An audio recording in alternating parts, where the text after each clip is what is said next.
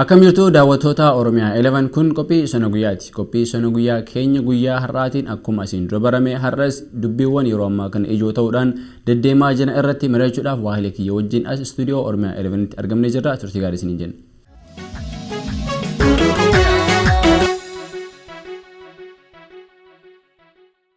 Abduu Naasir. Abdii akkam? Nagaartaa akkam? Gaarii. Tole haa ta'u egaan akkuma isin dura barame har'as odeeffannoowwan garaagaraa walitti sassaabaneetiin istuudiyoo Oromiyaa 11 kan argamnu jechuudha. Qabxii afur akkas kan ta'udha kan guyyaa har'aa odeeffannoo isaa uummata biraan gahuudhaan deemnu. Jalqaba irratti kan argamu waa'ee duguuggaa sanyii Tigraayitti yeroo ammaa kana adeemsifamaa jiru kan guyyaa kaleessaa CNN gabaase jechuudha. Akkuma isin dura barame fakkeenyaaf kunis jalqaba osoo hin taane CNN'n mootummaattis xalayaa barreessee jira. Xalayaan sunis mootummaan deebii laateefii jira. Ammas irra deebi'uudhaan waan barreesse qabachuudha. Kanaan duras yakka hedduun naannoo Tigraayitti yeroo ammaa kana adeemsifamaa jiraachuu CNN qofa osoo hin taane Amnesty Internationalis gabaasee ture jechuudha. Fakkeenyaaf naannoo Aksuumitti jumlaadhaan nama hedduun namoonni nagaa hedduun waraana Eertiraatiin akka ajjeefaman hedduun gabaafamee ture jechuudha. Miidiyaa addunyaa birootis wal jalaa fuudhuudhaan ijoo ta'ee ture jechuudha. Miidiyaa hedduutu gabaase. Isatti aansuudhaan immoo keessattuu kan guyyaa kaleessaa gadi lakkifamu sun baay'ee kan nama gaddisiisudha.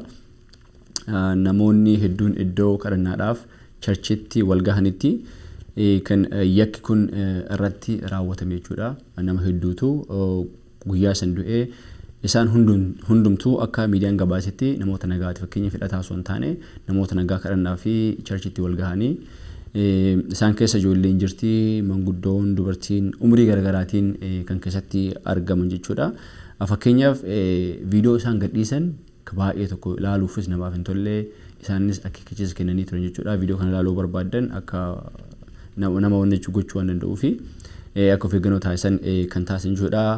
Akkuma viidiyoo isa wajjin daawwannetti uummata hedduu awwaalaniitiin baala irra buusaa kan biraa dabran kan biraa mootu fakkeenyaaf saatalaayitiinis kan argatan jechuudha. Naannoo sanitti lolli kan adeemaa ture naannoo kana lamaan qofaa miti. Fakkeenyaaf ka CNN gabaase naannoo Maariyaam Dengilaat kan jedhamutti kan Amnesty International baase mootu naannoo Aksuumitti jechuudha. Kan waraana Eertiraatiin raawwatame jedhameetiin kan gaggeeffame.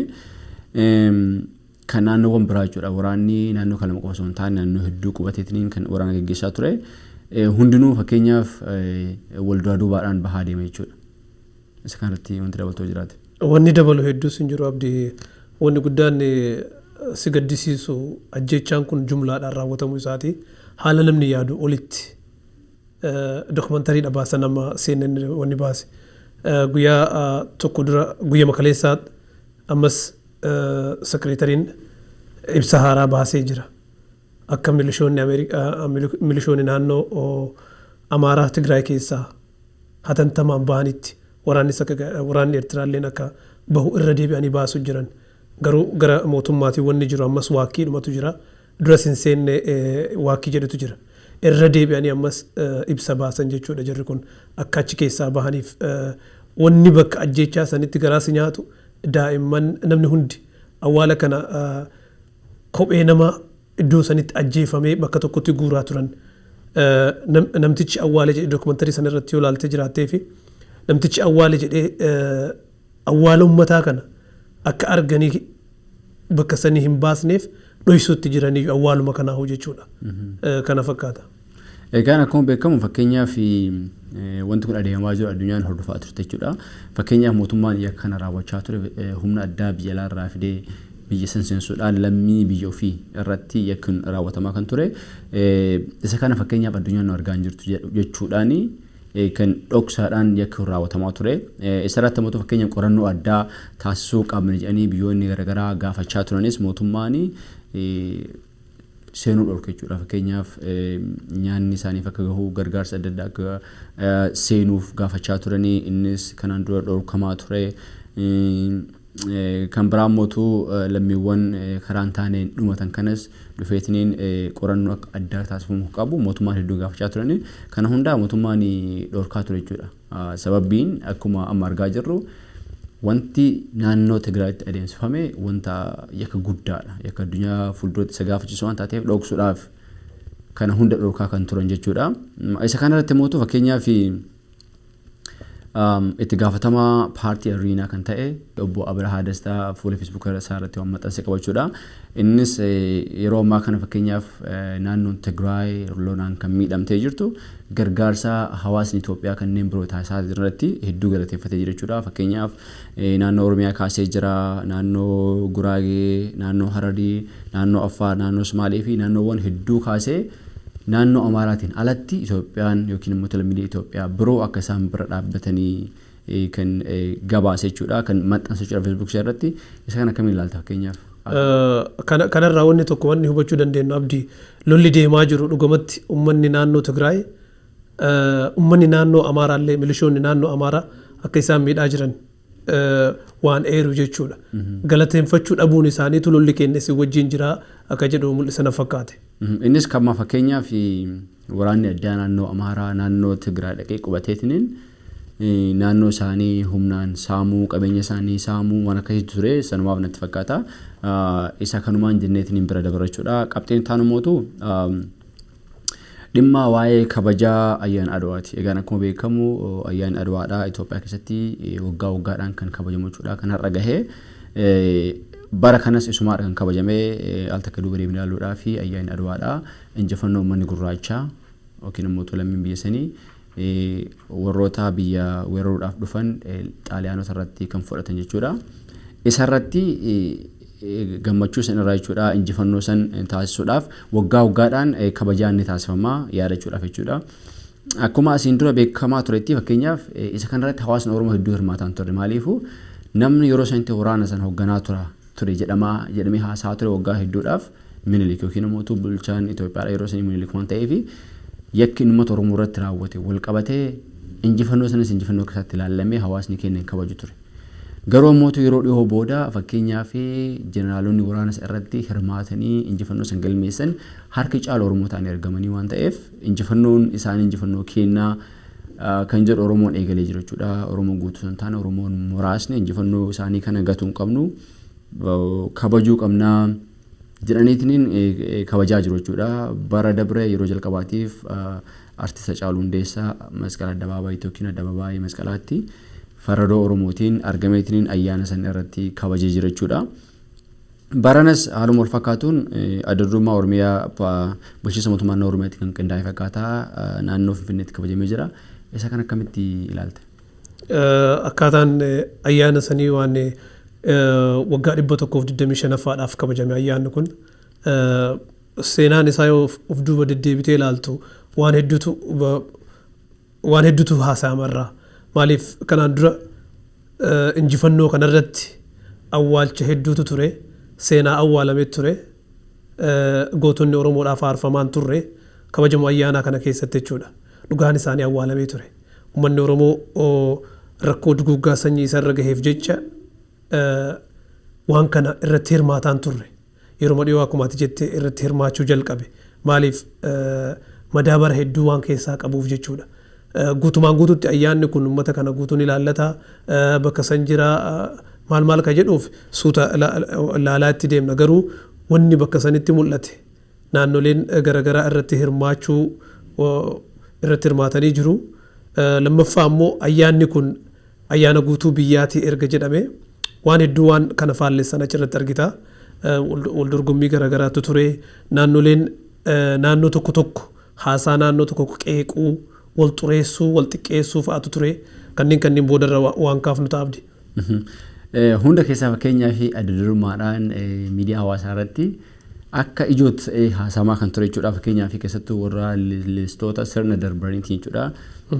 Kan haasamaa ture fakkeenyaaf waa'ee suuraa Abiyyii fi suuraa Baalchaa Abbaa-Nabsooti. Fakkeenyaaf addabaabaayii masqalaatti kan mul'achaa ture suuraa Abiyyii fi suuraa Baalchaa wal biratti kaaniitiin kan maxxansan jechuudha. Bifa alaabaatiinis qabataniitiin kan ittiin bahaa turanii.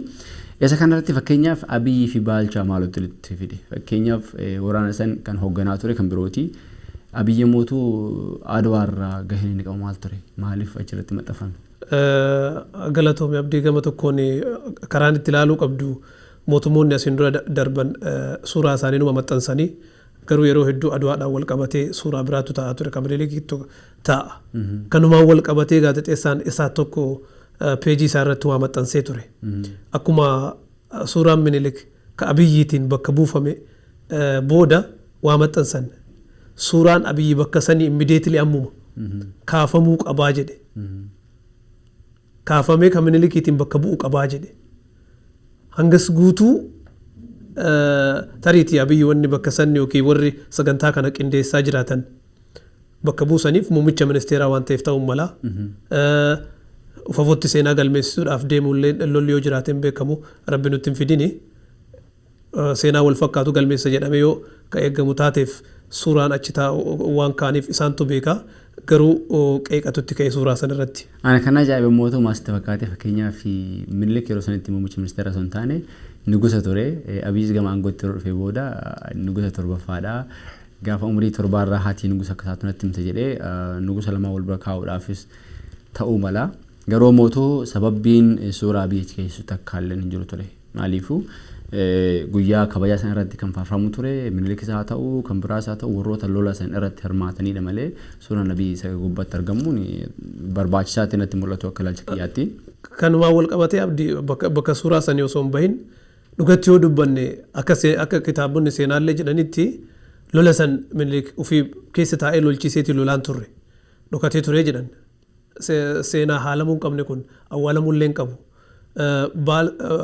Baalcha abbaan absoo lola san ka hoogganaa ture suuraa isaa akkuma argite suuraa bakka saniin maxxanfamee jiru jechuudha.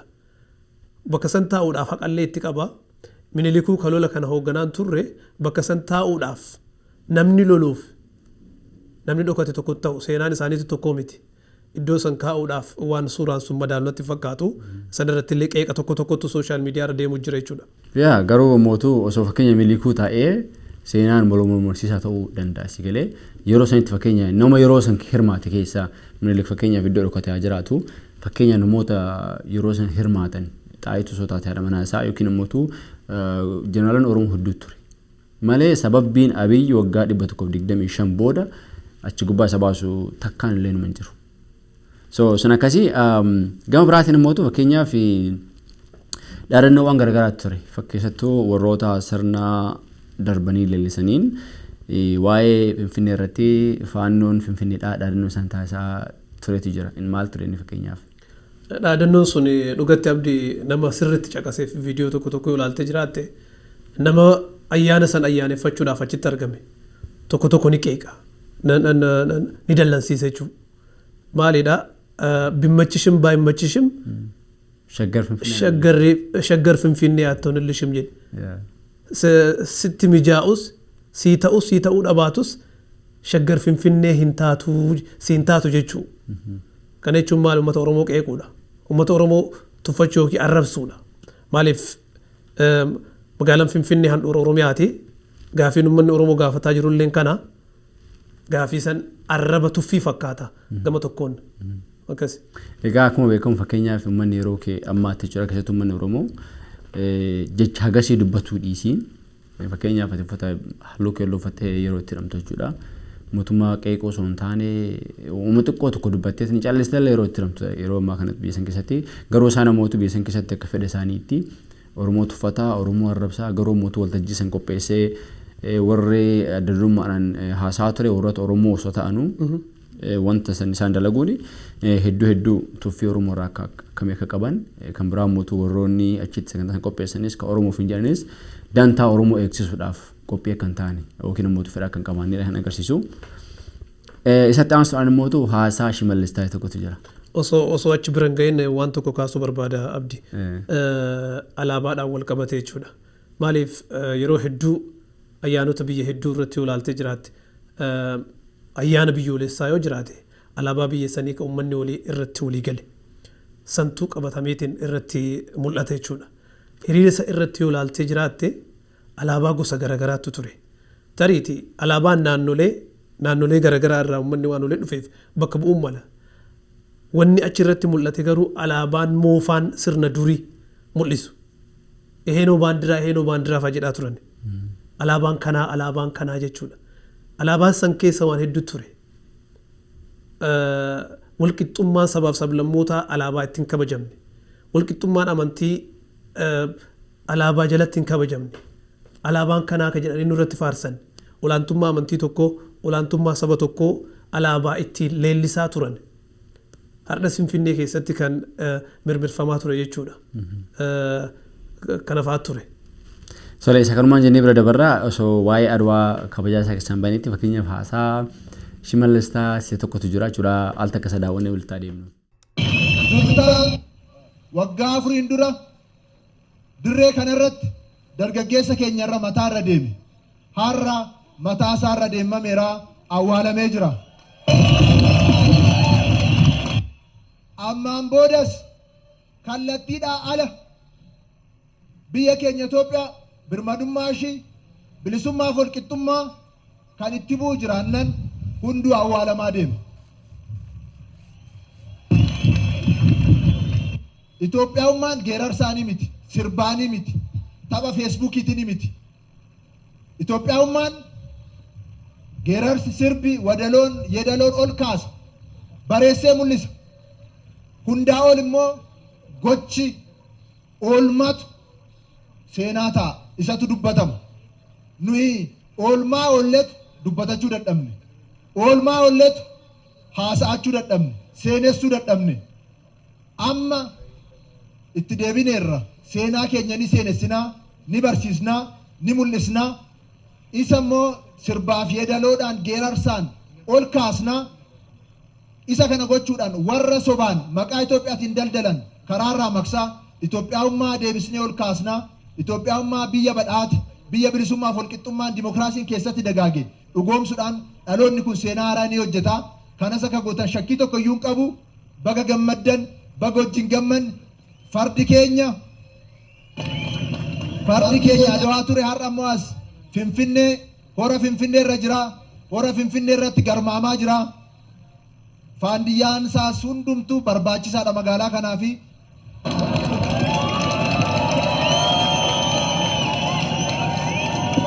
Hunduu hin barbaachisaa garmaamaa taphadhaa gammadaa seenaa haaraa hojjechaa seenaa abbootii keenyarraa barachaa seenaa haaraadhaan fuulduratti deemnaa. Itoophiyaan ni guddatti, Itoophiyaan ni bilisoomti, Itoophiyaan. Akkuma agarte haasaan obbo Shimallis taasise jechuudha baay'ee nama kofalchiisa jechuu danda'ama.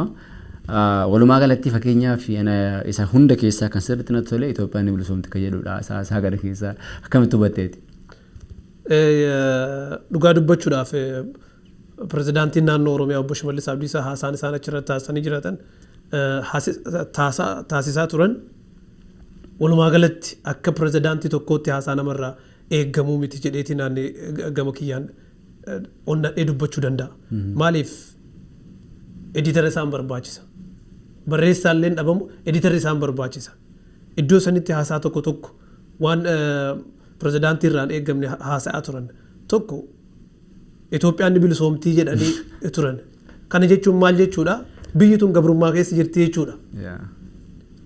Biyyan bilisoomne bulchuudhaaf deemaa jiran jechuudha. Tokko kana. Lammaffaa immoo haasaa bakka sanitti kaasan keessatti juntaan kaleessa ijoollee teenna iddoo kanatti mataa dhiitaa turee jedhe. Jarri kun kaleessallee sirnuma isaan keessa turan kun gaafa isaan kaleessa mataa hawaasa Oromoo ijoollee Oromoo mataa keessa dhiitan hin dubbanne. Maaliif ka jedhu illee gaafii nama uuma jechuudha. Akkas. Keessattuu fakkeenyaaf waa'ee bilisummaa sanitti aansa jechuudha. Yeroo ammaa kanatti biyyattiin gabrummaa keessa akka jirtudha. Kallattiidhumaan kan irraa hubachuu dandeettu. Itoophiyaan ni bilisoomti jechuun maal akka ta'e walumaan beekna jechuudha. Fakkeenyaaf ni bilisoomu wanti jedhamu qabu tokko fakkeenyaaf yeroo ammaa kanatti wanti bilisummaa hin qabnedha. Hanga ammaatti garuu isaan juntaas barbadeessine jedhu dhaabota garaagaraas akkas goone jedhu. Isuma keessaa jechuudha asuma wal qabatee fakkeenyaaf kan biraa mootu warroota faallaa keenya deeman karaarra maqsaa deemna yoo jedhamu haasaawuma inni kaasee keessatti jechuudha. Karaarra maqsaa deemnu yoo jedhamu kun fakkeenyaaf yakkoota isaan Oromoo irratti raawwataa jiraniin wal fakkaata jechuudha. Namoota isaan morman namoota paartii biraatti makamanii namoota falaasama isaan qabatanii deemanii kan amanne karaarra maqsaa deemna yoo jedhamu duguuggaadhaaf kan qophaa'anii jechuudha. Isuma kanaan fakkeenyaaf wal qabsiisne jechuudha. Gaaf sindiraa Bifqaaduu Tasammaa dubbatee kan ture tokkotu jira. Fakkeenyaaf qurxummii ajjeesuudhaa fi dura galaana san gogsuu qabnaadha kan haasaa ture jechuudha garaan inni akka ta'e uummata hundaafuu ifa. Gama birootiin immoo fakkeenyaaf haasaa obbo Shimallis Taasii keessaa kan hedduun akka barsiiftee waa'ee fardoo jechuudha waa'ee fardoo ilaalchisee farda Oromootiin magaalaa Finfinnee keessatti garmaamaa bashannanaa taphadhaa ni barbaachisaa kan biraa immoo fiindoon isaa jechuudha magaalaa Finfinneedhaaf akka barbaachisuudha kan dubbate jechuudha. Gama birootiin immoo fakkeenyaaf gaafa uummanni hiriira qopheessitu isaan immoo qulqullina magaalaa jedhanii walii gad fiigu amma immoo fiindoon fardaallee magaalaa akka barbaachisuudha kan dubbate. Garuu immoo kanuma jenneetiin bira dabrachuudha waa'ee dhimma Adawaa kanarratti wanti irra dabaltoo jiraate itti dabaltee. Kanarratti wanti dabaluu barbaadu abdii haasaa pirezidaantii mootummaa naannoo Amaaraa obbo Aganyoo Tashaagar taasisan tokko tokko kaafnee ilaaluu dandeenya. Haasaa sanarratti waan hedduu bifa dhaadannootiin illee haasa'aa turan. Kana booda ayyaanni ayyaaneffamu kamuu haala ulfina uummata Amaaraa kabachisiisuun ayyaaneffamanii jedhe. Itti aansee illee maal jedhe kana booda humni kamuu uummata Amaaraa haleeluudhaaf yoo dhufe tarkaanfii madaalawaa wal fakkaatutu irratti fudhatamaa jedhe. Itti aansee illee maal jedhe bilisummaan keenya labsanneerraa jedhe. Uummanni Amaaraa bilisoomee jiraa jedhe. Kana booda gabrummaa lammaffaatitti hin deebinuu jedhe. Osoo uummanni meeqa gamaa gamanaan biyyi gaaga'amu jirtu rakkoon hangana gahu humanitarian crisis osoo biyya keessa jiru jechuudha. Addunyaan osoo gargaarsaaf olii gad fiigaa jiranu isaan bilisoomnee jirraa jedhanii haasaa kana guutuu taasisaa turan. Kanaaf gama tokkoon haasaa wal faalleessu. Sabaaf sablammootatu iddoo sanitti jira. Bakka sanitti nama lammiin isaa sabni isaa irraa dhumatee jira. Ayyaana sanarratti gabrummaa keessa namni jiru guutuudha. Kanarraan nuti bilisoomnee irraa jedhanii haasaa taasisaa turan abdi. Akkitti fakkaata fakkeenyaaf isaan lachanuu akka wal dorgommaa jiran Shimallisis waan Oromoo ol kaase jedhee yaada dubbachaa ture fakkeenyaaf Itoophiyaanummaa ol kaasuu qabna akka duriitti deebisuu qabna waan jechuu ture uummata onnachiisu ture jechuudha. Kan Amaaraas sanuma dalagee wal dorgommii isaan gidduu jiru jechuudha kan mul'isu. Kanuma jenneetiin bira dabruudhaan gara qabxii ittaanutti kan dabarru yoo taate fakkeenyaaf waraanni Suudaanii fi Ijipt waliigaltee mallatteessanii jechuudha. Isa irratti hordofaa turte akkam ture? Bakka kanatti abdiiwwanni jiru waraanni Suudaaniitiif Ijiptii waliigaltee gargaarsa waraanaa mallatteessanii jiranii iddoo Al-Fashiqaa jedhamutti mallattoon kun waliigalteen kun kan mallatteeffame. Bakki sun bakka mootummaan Itoophiyaa Suudaan waraanni Suudaan humnaan lafa kiyya fudhate jedhee dubbataa jiru. Ijiptillee achi dhaqxeetiin idduma sana irratti waliigaltee kana mallatteessan jechuudha. Kana jechuun maal jechuudha? Haalli itti deemamaa jiru. Waraanni amma mootummaan Suudaan waraanni Suudaan daangaa gara Itoophiyaatiin gara siin banee jiru gargaarsa fakkaata.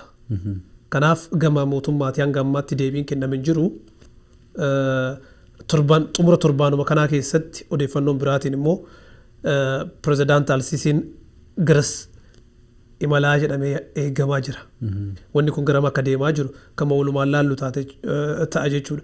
Gabaasa kana immoo akka waraanni Suudaan garasiin lola banee loltoota hedduus ajjeesaa jiru. Miidiyaan biyya Suudaan Al-Sunnaa akkasumas miidiyaan Ijipt gabaasanii jiranii sanumarraayyuu san bira kuteeyyuu gabaasa kana miidiyaawwan hedduu gabaasee jira. Miidiyaan Suudaan Al-Sunnaan gabaasee jira. Miidiyaan Ijipt Al-Haram innillee gabaasee jira.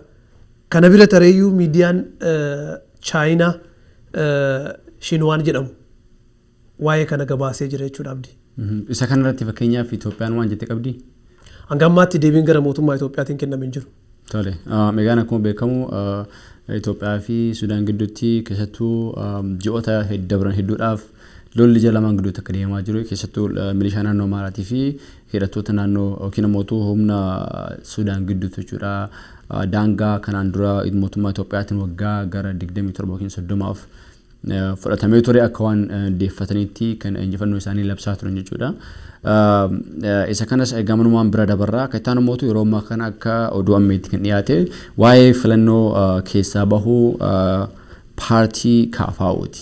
Egaan akkuma waliin argaa turretti itti gaafatamaa yookiin immoo barreessaan KFO Xurunee Gamtaa kan jedhamu Deutsche Welle Amharic wajjin gaaffii deebii taasise jechuudhaan Standard kan gabaase jechuudha. Addis Standard kan gabaase. Isa kanarratti filannoo biyyoolessaa jaaffaa kan adeemsifamu irratti KFO'n akka hin hirmaanne jechuudha. Isa kana akkamitti ilaalta? Abdii wanni eegaa turre illee kanuma. Maaliif wanni filannoo kun dirreen filannoo bilisa ta'eetiin namni hundi keessa seenee irratti wal dorgomuudhaaf morkattoonni paartiilee garaagaraa hooggantoonni paartiilee garaagaraa mana hidhaa keessaa bahuu qabanii gaaffii jedhu hidhamtoota siyaasaati jarri kun mana hidhaa keessaa bahuu qaban. Isaan osoo hin qabatin paartiileen Oromoo filannoo kanarratti hirmaachuu hin dandeenyu jedhanii turan. Waajjiraaleen hedduun jalaa cufamee jira.